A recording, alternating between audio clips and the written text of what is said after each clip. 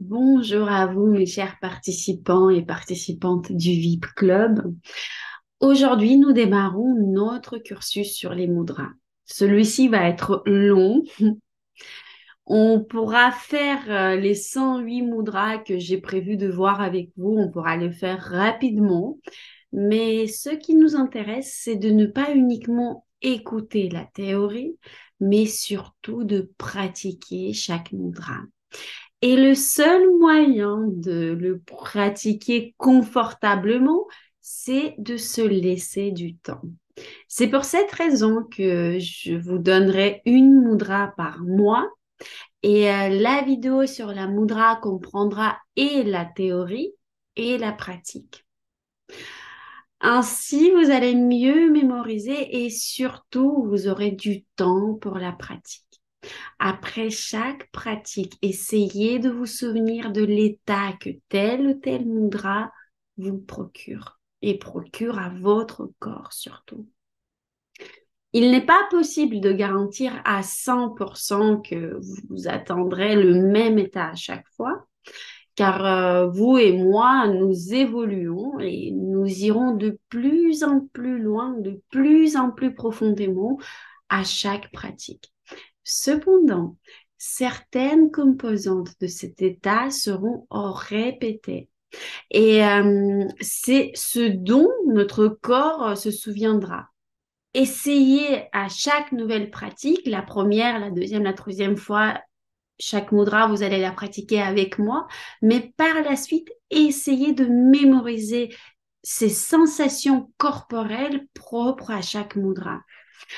Alors, commençons par la théorie. Et, je vous rappelle que les mudras sont une pratique indienne ancienne.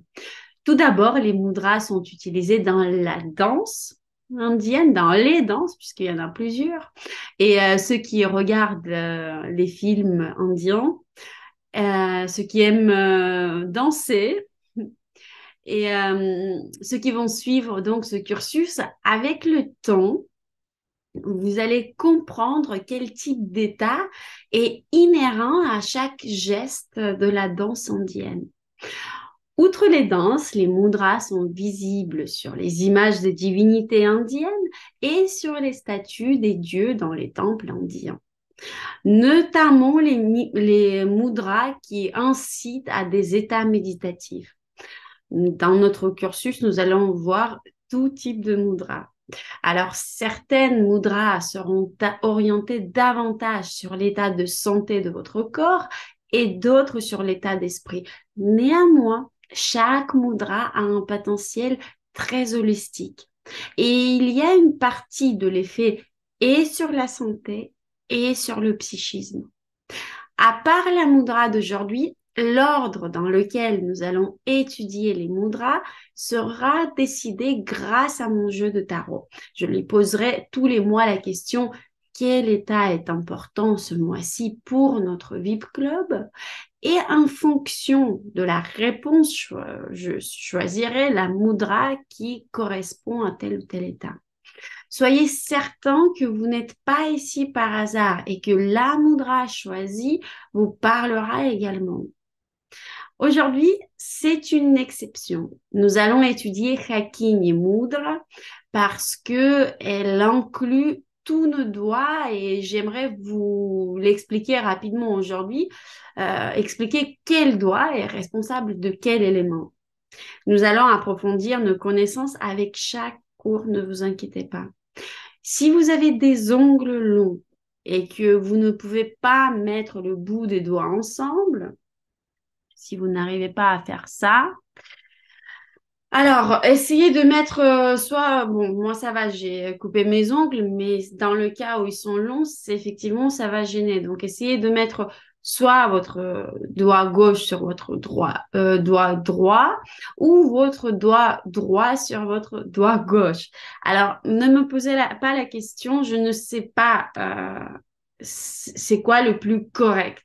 Parce qu'en fait, le plus correct, c'est de le faire symétriquement. Donc, essayez de faire comme vous pouvez parce que il est mieux de faire à moitié correctement que de ne rien faire du tout.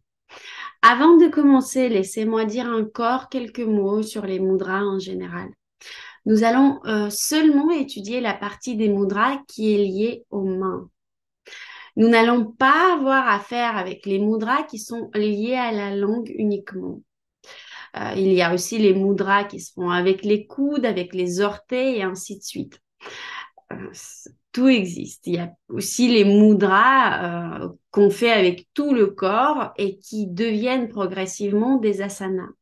Néanmoins, dans certaines mudras, il y aura des positions de langue à respecter ou des positions de corps, c'est surtout ne pas croiser les membres, etc. À chaque fois, je vais vous le préciser, ne vous inquiétez pas si vous n'arrivez pas à tout faire d'un coup. Faites-le progressivement. Je vous expliquerai tout. Pas d'inquiétude. Et de toute façon, si vous avez des questions, vous savez où me trouver. Donc, nous allons nous parler de la partie qui implique uniquement les doigts.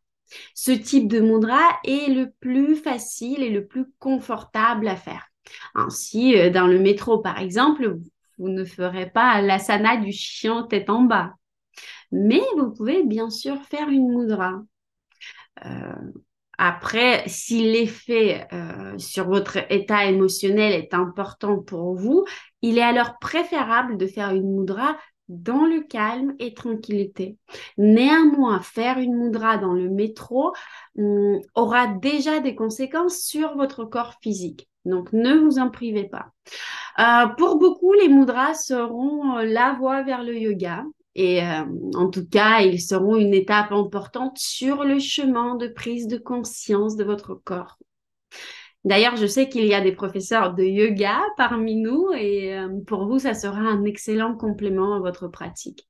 D'ailleurs, pour toutes les personnes qui organisent des groupes de quelque chose dans le développement personnel, les mudras peuvent compléter votre pratique puisque, par exemple, lorsque tout le monde se présente, vous pouvez faire pratiquer à tout votre groupe en certains mudras pour les aider à plonger au plus vite dans l'état recherché.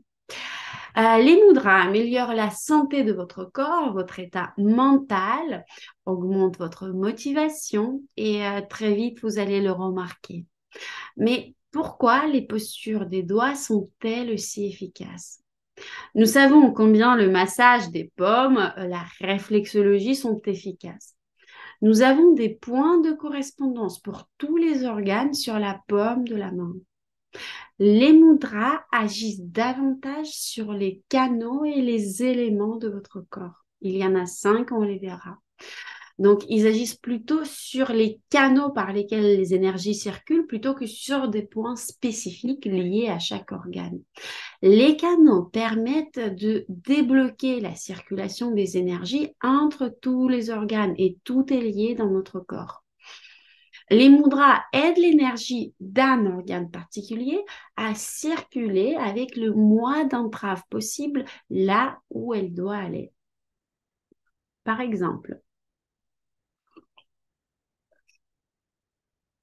si un doigt, on verra lequel plus tard, est responsable de l'élément eau, cet élément est responsable de la colonne vertébrale, des dents, des cheveux, des articulations, du système génito-urinaire, etc. Ainsi, lorsque nous mettons les doigts dans une certaine position, nous renforçons cet élément ou nous le contenons. Donc, l'objectif pour nous, c'est d'équilibrer la circulation des énergies dans notre corps. Et le fait de renforcer un certain élément, de le contenir, nous permet de booster ou de ralentir les flux entre les organes. Si nous mettons nos doigts avec les pulpes, nous renforçons l'élément.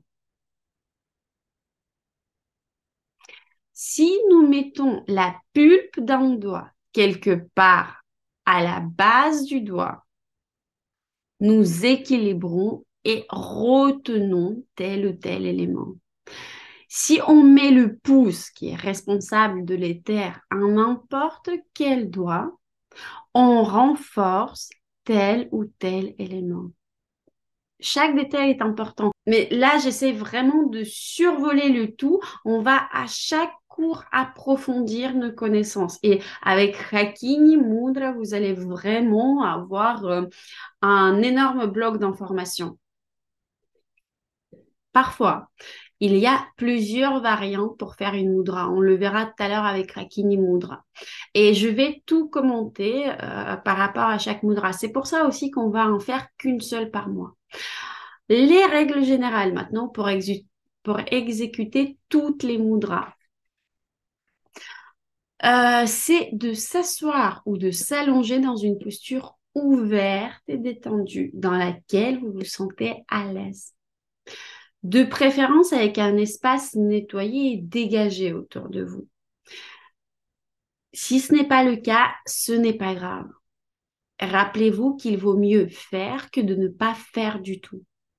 La musique n'interfère pas avec l'exécution des mudras.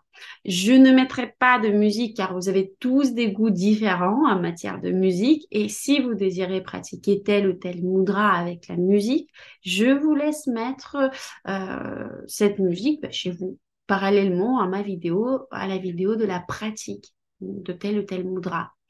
Lorsque vous exécutez les mudras, gardez vos épaules aussi détendues que possible et votre respiration doit être régulière. La respiration doit se faire par le ventre. Alors, respirer avec le ventre ne signifie pas qu'il faut repousser le ventre vers l'avant, puis le rentrer ensuite en faisant un effort. Lors de notre pratique qui suivra la théorie, il faudra aussi fermer les yeux et ressentir dans votre corps ce que je vais vous dire. Et il sera très important de respirer correctement avec le ventre. La respiration, c'est le plus important, ok? Je m'explique. Alors, nous respirons tous, bien sûr, avec nos poumons. Lorsque nous inspirons, alors attendez, je vais reculer la vidéo pour que vous puissiez voir. Donc, lorsque nous inspirons de l'air avec nos poumons, les poumons augmentent de volume. OK? Il y a deux façons. Super, on ne voit plus. Il y a deux façons par laquelle les poumons peuvent augmenter de volume. Donc, prenez là maintenant une respiration, posez vos mains une sur le ventre et une sur votre poitrine et observez où va le volume pulmonaire. Est-ce qu'il va devant ou est-ce qu'il va en bas?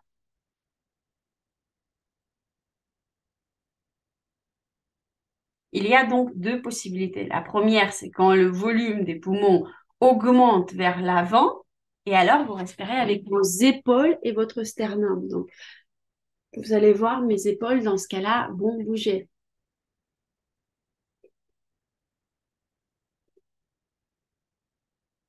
Vous voyez?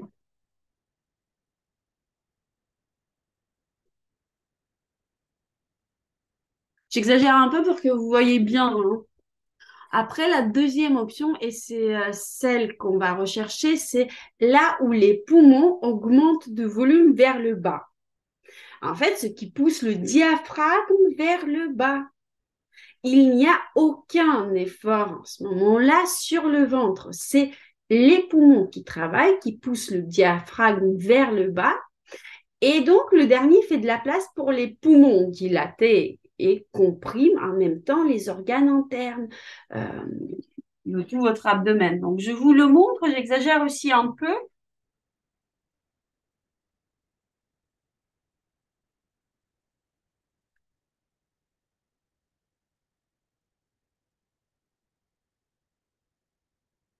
Vous voyez, mes épaules ne bougent plus. Le volume des poumons va en bas.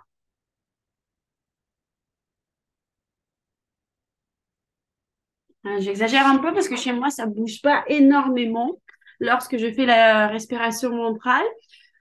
J'espère que vous avez compris. En gros, quand votre volume pulmonaire, il compresse les organes internes, bah, vous avez plus d'espace pour vos poumons et moins d'espace pour votre foie, estomac et autres organes situés dans le ventre.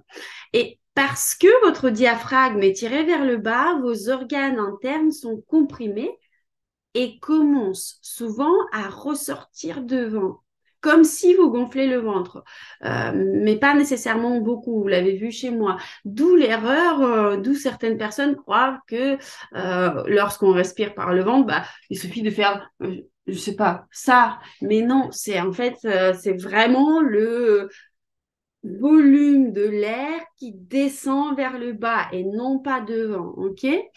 Donc, le ventre peut ne pas bouger du tout, ce qui indique une bonne santé. Votre ventre peut ne pas bouger, mais par contre, votre dos peut bouger, d'accord? Comme si vos reins bougeaient.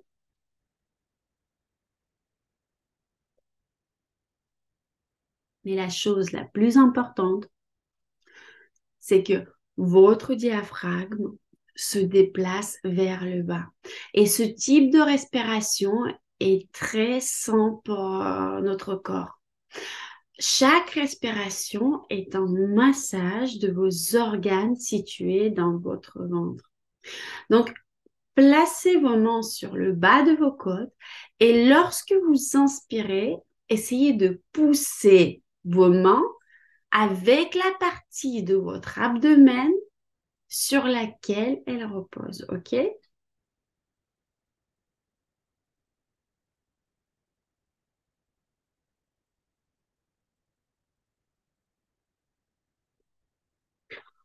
Alors, si vous avez un niveau élevé de tension, ça peut paraître difficile au début. Si vous trouvez qu'il est difficile de respirer de cette manière, alors allongez-vous sur le dos. Nous respirons tous avec notre ventre lorsque nous dormons. Les enfants d'ailleurs aussi respirent par le ventre. Et la majorité parmi nous respire aussi par le ventre lorsqu'on est allongé. Donc, si vous n'avez pas assez de pratique, il est plus facile de respirer avec le ventre en étant allongé. Donc, prenez votre temps, allez vous allonger et essayez de faire la même chose, essayez de pousser votre diaphragme vers le bas et de repousser les bas de vos côtes parce que, non pas parce que vous le faites exprès, mais parce que votre diaphragme descend et donc forcément les organes sont compressés. Donc oui, comme je disais, les enfants aussi, ils respirent tous par le ventre. C'est que après, avec le temps, qu'on apprend à respirer superficiellement. Donc vous apprécierez beaucoup cette respiration et à chaque notre rencontre, vous aurez plus de facilité à la pratiquer correctement. Cette respiration favorise la méditation, la bonne mémoire, la santé du corps. Donc apprenez vraiment à respirer avec le ventre. Si vous avez des questions, si vous n'êtes pas sûr que vous le faites correctement, donc si vous avez des questions concernant la respiration ventrale, je vous invite à faire une vidéo et à me l'envoyer sur WhatsApp. Et moi, je vais la commenter en privé pour voir si vous le faites correctement ou non. Vous pouvez réécouter tous nos cours à tout moment. Il suffit pour cela de vous connecter à YouTube avec l'email que vous m'avez donné lors de votre inscription. Vous allez sur ma page, sur ma chaîne YouTube Kiosque de Monsieur Grune. Ensuite, vous trouverez la playlist appelée Le cursus sur les mudras VIP, puisqu'il y aura deux pochette, une pas VIP et une VIP. Dans la pochette, pour les non-membres du club VIP, je vais publier les shorts. Donc, de chaque cours, je vais prendre 1 ou 2 minutes de vidéo. Si vous tombez sur cette pochette, ce n'est pas la vôtre. Pour vous, elle s'appellera le cursus sur les mudras VIP. OK? Et vous aurez toutes les vidéos accessibles depuis cette playlist. Et enfin, la dernière règle que j'aimerais voir aujourd'hui, c'est que pour faire les mudras, il ne faut pas se forcer. La violence porte sur deux choses. Tout d'abord, si vous n'êtes pas en mesure de faire une mudra, n'essayez pas au prix de la douleur de tenir vos mains correctement. Par exemple, cette mudra-là est compliquée pour certains. Si vous n'arrivez pas à redresser tous les doigts, bah, tenez-les comme ça au début. Faites-le comme vous le pouvez au début. Avec le temps, vous allez faire correctement. Avec la pratique, en pratiquant, vous allez le faire correctement. Ne vous inquiétez pas. Vous devez comprendre que nous nous asseyons aussi en position du lotus progressivement. Ce n'est pas comme si nous le faisions de force, nous nous déchirons et ensuite nous sommes fiers de l'avoir fait. Non, on ne fait pas le grand écart à la hâte non plus. C'est la même chose avec les mudras. C'est pourquoi nous laissons à la porte nos complexes de bons élèves. On n'essaie pas de faire parfaitement bien la première fois. On fait comme on peut. Vos doigts vont être de plus en plus flexibles avec le temps, vous le verrez. Ensuite, le deuxième type de violence consiste à pousser ses doigts de toutes ses forces. Rappelez-vous un exemple quand on essaie de vous faire un massage dans un endroit où vous avez mal et qu'on appuie trop fort. Lorsque on reçoit le massage trop fort et douloureux, en fait, notre corps commence à se contracter et à se crisper et le massage n'a aucun effet positif. Il y a alors une bataille entre vos muscles et le masseur.